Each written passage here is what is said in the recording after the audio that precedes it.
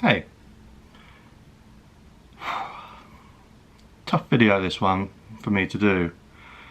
I'm going to give you a bit of background to me and how my journey for this year, for 2020, has got me to where I am now on this this project of travel for food, trying to become a guy who can survive from making content on YouTube and hopefully getting to see more of the world. So it's going to give you a bit more of an insight into who I am, the struggles that I've had and a lot of other people have had, especially this year, around the topic of mental health. So I guess we're just going to dive straight in to the beginning of this year. Let's go to the beginning of 2020. Let's go back to January 1st, when all the New Year cliches are rolling out. You know, new year, new me. This is going to be my year. These are my resolutions that I'm going to do. This is what I'm going to do to make this year the best year yet. My year started very differently.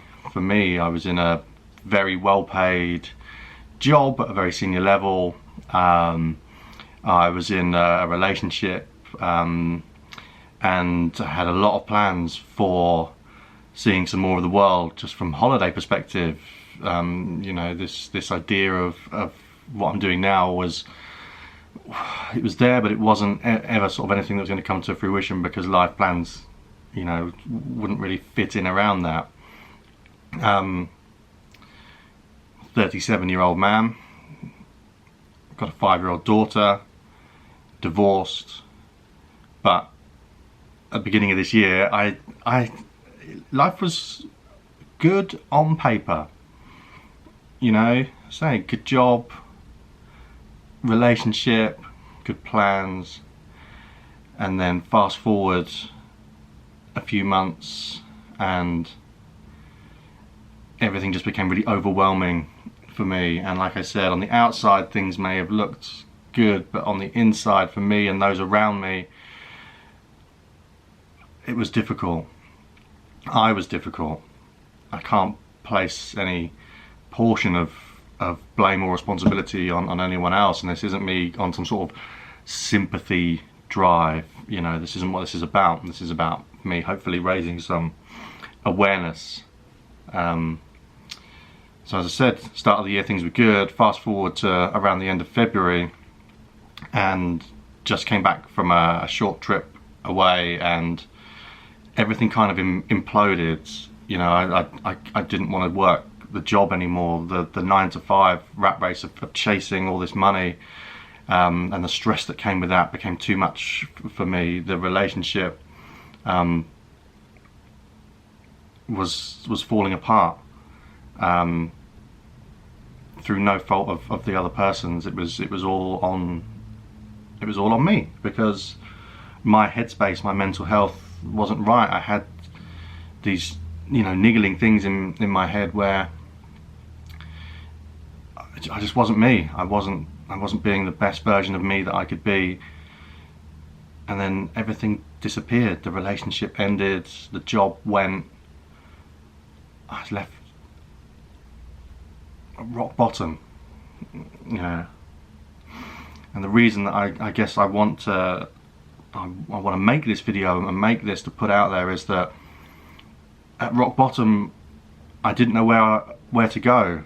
I knew that I couldn't go any further down, but the thought of going up was really difficult. When you're immersed in that space of not feeling well, not feeling as if anything you do is going to go right, not feeling as if anything that you want to accomplish is going to happen for you, because you just feel like you're at that lowest of low points. I know I had my daughter and friends and family around me still, and I had to make a choice, and the choice that I had to make was give in or pick myself up with help and move on. And they're your two options. And with mental health, sometimes when you hit that rock bottom, people don't see any other way out than being in that space. They don't feel like there's more to anything, that you're not going to accomplish what you want to accomplish. You're not going to get out from that space. That's where your mind in that point tells you you're meant to be, and that you can't do any more or be any better, or you're not going to be able to climb, and that nobody wants to help. No one's going to understand the difficulties that you have in your mind, and especially as a man, I think there's a lot of self-stigma. It's not enforced by people around you or anyone. It's just that sort of mental state that you can't go and talk to your friends, you can't go and talk to your family, you can't be honest and open about anything because you're a man. You know, you can do this. You're seen as the strong one in any sort of environment. But I knew that when you couldn't go any further down, the contemplation was there to not be here anymore. But the reality was that I knew that I needed to reach out and get some help and to move on, move upwards. Doesn't mean excelling up to anywhere. It's setting short goals. First goal for me was to reach out to doctors, which I did, and they were great. You know, anybody going through the same, this is what they do. This is what they're here to help with, this kind of stuff. So I reached out, went and had a conversation with them, told them exactly how I was feeling, didn't lie about anything at all, and they thought it was a good idea for me to be put onto medication to help with how I was feeling, my mental health. And as daunting as that was, I knew it was the right thing to do. I knew that if they're saying this is what needs to be done to start your journey to make you feel better, then that's what I needed to do, and that's what I did. They also said, importantly, is not to do it alone. There are other people out there who will listen to you. Now, whether that is phoning the Samaritans or phoning friends or family or anybody, nobody is alone when they're suffering with their mental health. As much as you might feel it, and as hard as it might be to drop that first message to somebody or pick up the phone and tell them how you're feeling, being honest and open and vulnerable. But that's what I did. I spoke to my parents, I spoke to my sister, I spoke to friends, and the reaction that I got was amazing. It was amazing. I didn't expect them to fully understand, because you feel like it's you feel like this is me and my world. No one's going to understand what's going on. No one's going to get the full idea of what I'm going through, and they're just going to be sort of, pick yourself up and get on with it. Get out there and get a new job. Get out there and find a new relationship. Get out there and do this and do that. Well, what are you moaning for? That's what my mind was telling me that people were going to say. No one said that. Everyone understood. Everyone wanted to make sure that I was okay, and they wanted to help me. And be that just checking in with me, how you feeling today? What are you up to today? And as you get through that process, talking more about the plans that you want to make. No one's saying, oh, why don't you do this? Why don't you just get on and do that? It's, people were really supportive in me and understanding my journey and what I wanted to do. So this was in, let's say, end of February, early March. And then I had a plan. I had a plan to become a content creator focused on food, travel, culture, and then coronavirus comes in. all my plans were scrapped completely. Couldn't even do content here in the UK because we went into lockdown. You know, hospitality completely closed down. Pubs, bars, restaurants, everything. And at the time, I knew that I was feeling better because if I hadn't have been talking with friends and family, if I hadn't been taking the medication that I'd been put on, that knockback, after finally, you know, realising what I wanted to do and setting out the steps to start to do it, that setback of just being told no, and there's nothing you can do about it because this virus it's everywhere, you know, it's a pandemic, it's everywhere. I knew that I was feeling better because I kept focus. I kept in my mind what I wanted to do. I just knew that it was a delay and took the positives from that delay. You know, I learned how to edit. I, you know, put a bit of money aside from the limited money that I was getting coming through to be able to buy bits and pieces to be able to set up for this journey when I could. I got to see my daughter more because it was summer holidays as well, so I got to see her a lot more. And that's how I knew that the steps that I'd taken were the right ones. And the message, I guess, to people out there who are in that mind space, and I know people who are, because people know my journey so far and they're reaching out to me, and it's not for help. They're reaching out because they know for them it's the right thing to do. And I've known people, and I've had a friend this year who didn't take that step, and people who haven't taken that step and are no longer with us. And I guess for me it's about making sure that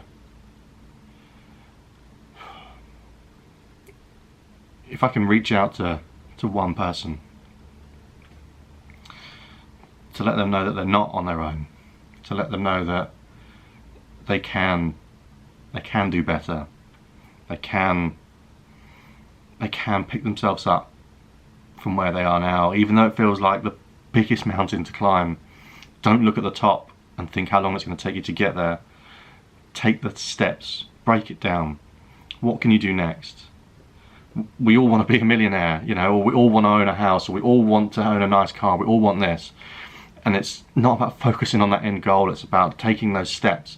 What do I need to do next to get to the next bit, to get to the next bit, to get to the next bit? Create those baby steps. Because if you just look at the end goal and where you are now, that's so overwhelming. Breaking it down into little bits. What can I do now? And this is where my journey continues for me.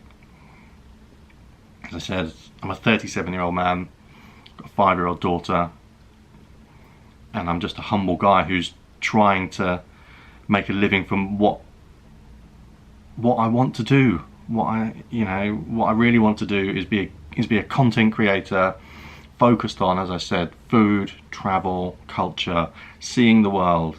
I grew up seeing the world.